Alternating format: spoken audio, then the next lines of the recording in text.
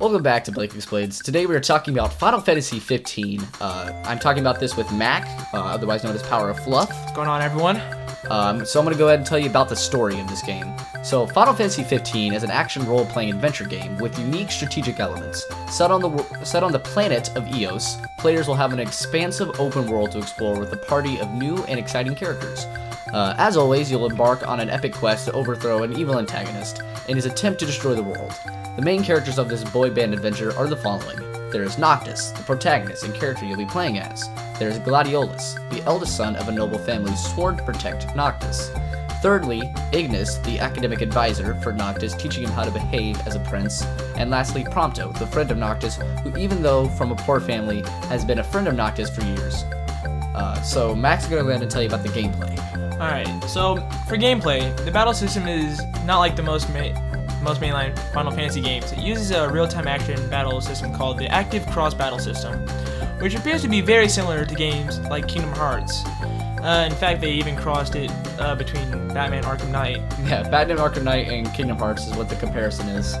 So there's also a lot of strategic planning and maneuvers to pull off while fighting, like taking an enemy mech or tank to fight fire with fire. For the commands of fighting, all are mapped through a customization screen to change to your likings. There are preset moves for your allies and types of fighting styles that can give you the advantage in battle. Yeah, and a big part of this game is exploration.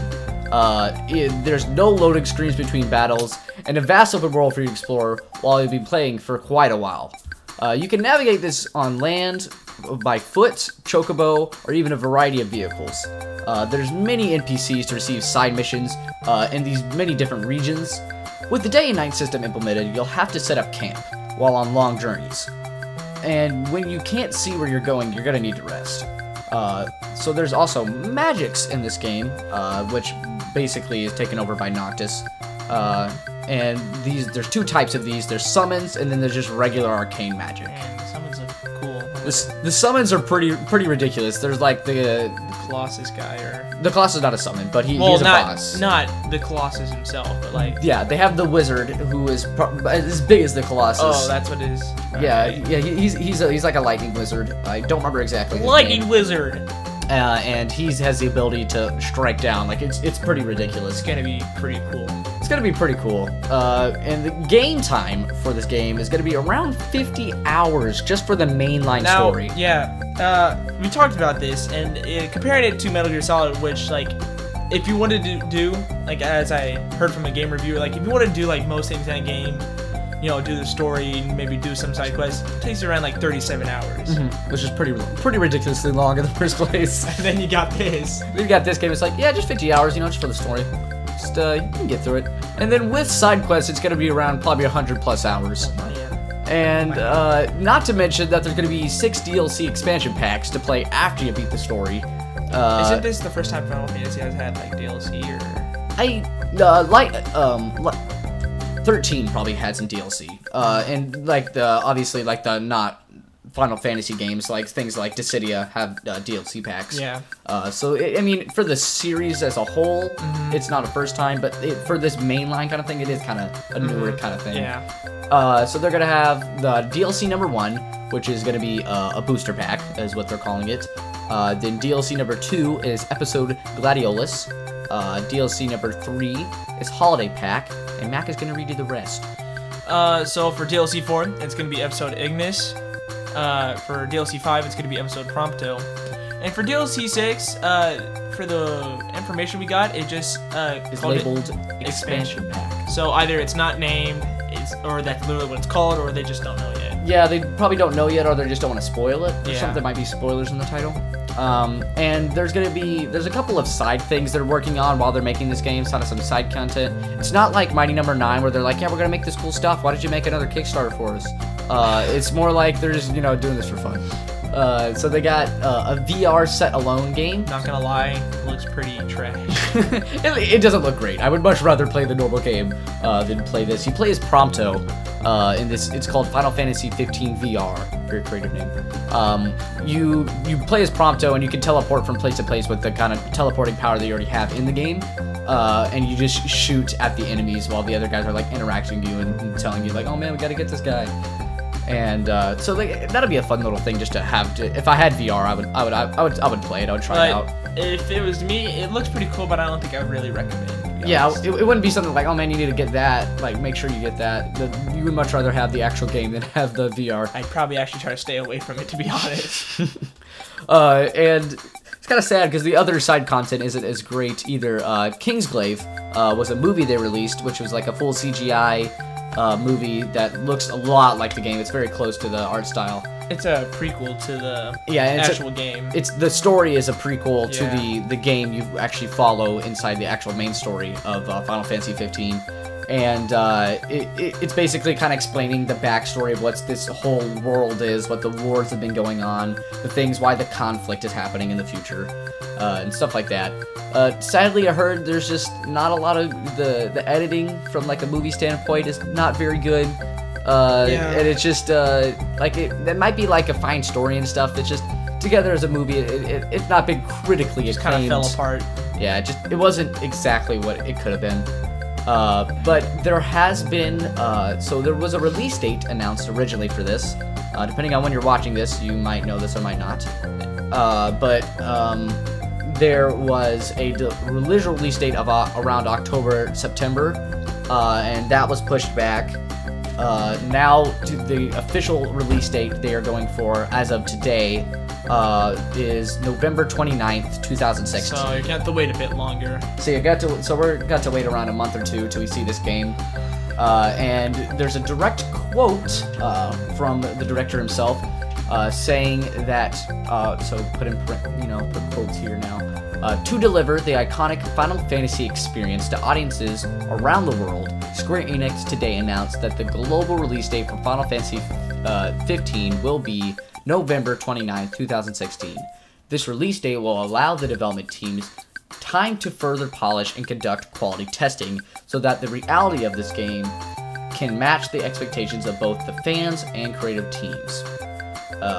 So, it's just some stuff basically saying we kind of want to fix some stuff. We don't have everything perfect. The game, like, we got the story done. We got this stuff done. They're just like, some battle mechanics aren't working great. Some, like, missions might be glitched out or something. Oh, it's probably best that they did. I'm pretty sure, at least me, I would prefer, just a month or so back. Yeah, I mean, if it's just for them to polish things to make the game look nicer and make the game look more professional and stuff like that. But there was confirmed a day one patch with this, so now that means you got to update right when you get the game, so you can make it prepare to wait. polished. So prepare to wait that 5 hours, and then prepare to wait like another hour.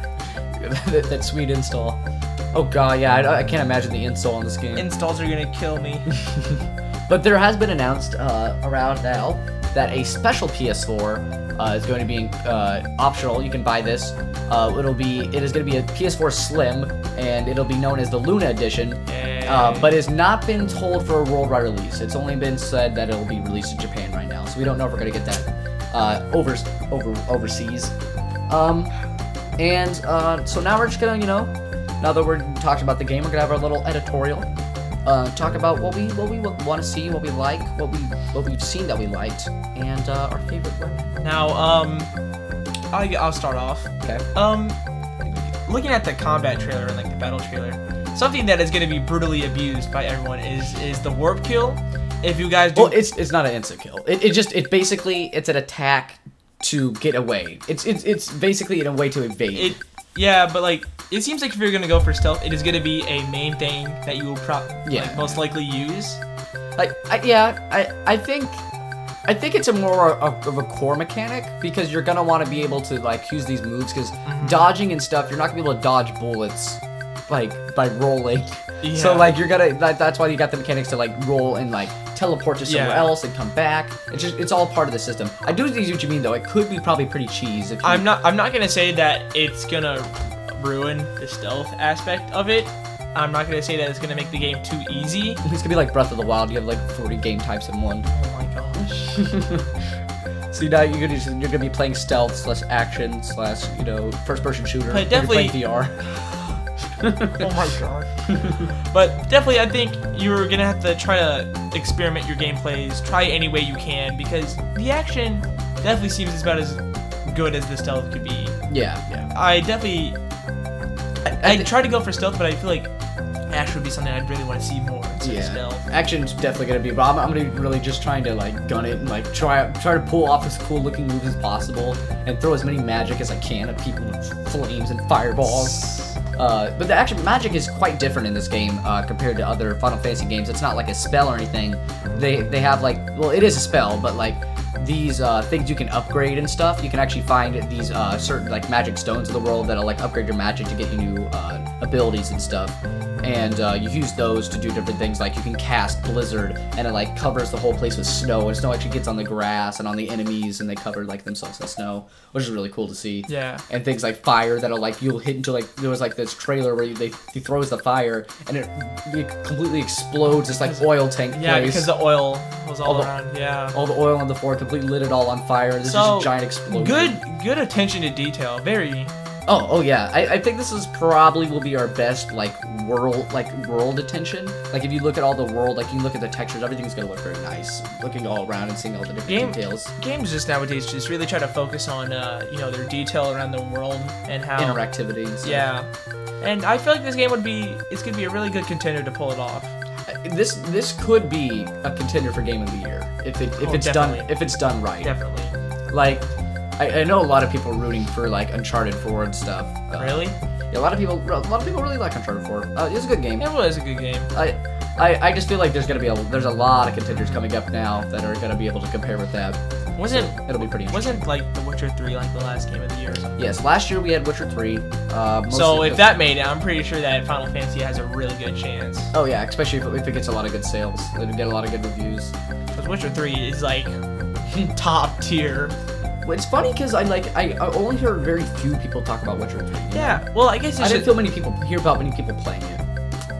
I mean, I see a lot of gameplay of it. I see a lot of reviews. Yeah. I guess just in our circle of what we know. Yeah, that's just personal experience.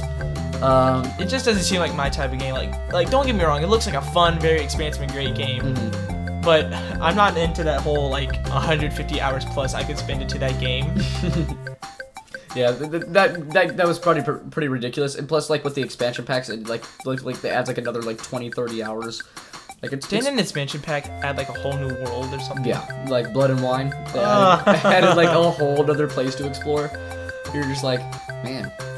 Was that Blood and Wine? Yeah, it's Blood and Wine. All right. And you get like your own little town and shack and stuff or whatever. Oh my gosh. Yeah, it's pretty great. Pretty great. It's pretty great. What everything you've seen, kind of interested, what was your favorite weapon? Because they all kind of have different fighting styles and different stuff you can do. Now, I definitely like to be a versatile character. You use different stuff? Well, being able to move around quickly. Oh, okay. So I definitely think that the sword and shield would definitely be a primary for me. Oh, okay. I would definitely want to experiment with other weapons, but I just feel like something that I would use most of the time until I get bored with it would be the sword and shield, because I feel like it just really would fit my gameplay style of being fast and being able to move around, but still be able to do some damage. And defend. Yeah. Because, like, what I noticed when I was playing the demo, like, the best part about having the sword and shield is just being able to block at, like, any moment and get good defense damage. Like, taking off of your base damage and stuff. And, I really liked, like, the crazy, they had, like, the shuriken. That's, like, it was really big, too. It's, like, the ones, like, as big as, like, the ones in Naruto. Like, you just throw those, and, like, the guy, and, like, it spins into them, and, like, you grab it and, like, pull it out and get, like, next to him. Oh. It's, like, super cool, because you throw it and teleport where it landed. Wow. And so, like, that's what the other swords do, too. Like, just, it felt cool with the shuriken, because it, like, flings and hits the guy. That's just, like, a primary weapon you can use? Or? Yeah, that's, like, and you can slash with it, too. You can slash normally with it. You don't have to just throw it. You can actually, like, attack with it. I think I know my new weapon of choice now. There's a lot of weapons. There's lances. You can like attack with like spears and stuff, and like they'll like come down and like. It's gonna be good. It's gonna be cool to see the assortment of what they have. Yeah, and I'm gonna be really interested. I'm gonna probably change around my members to like give Prompto like not a gun, give him like something weird to play with, so like he'll actually like fight differently. Do something that you're not used to. Yeah, man, just change it up a little. Get some cooler gameplay in there, you know. To really just see what he can do. Yeah. So yeah, that was our Blake Explains for Final Fantasy 15. If you think we missed anything or think there's anything more important we should have included, go ahead and put it down in the comments below. And you'll be able to check that out. We'll probably talk about it on our Blake Explains podcast and which should be a new one coming up soon for the month of October. And yeah, so thank you guys for watching. Did you have something to say? You were trying to say something? Okay. So yeah, thank you guys for watching. Go if you want to go to Beast Brains and you can subscribe to us. And also, you know, go to the comments below. I'll make sure to give you a shout out if you see saying something interesting. And we're gonna be doing some stuff probably about Final Fantasy 15 on our new Blake Explains podcast. It'll be called it's called BXL. If you're looking for this, probably should have mentioned that in the first place. Thank you guys for watching. We'll see you at another Blake Explains. See you later, guys.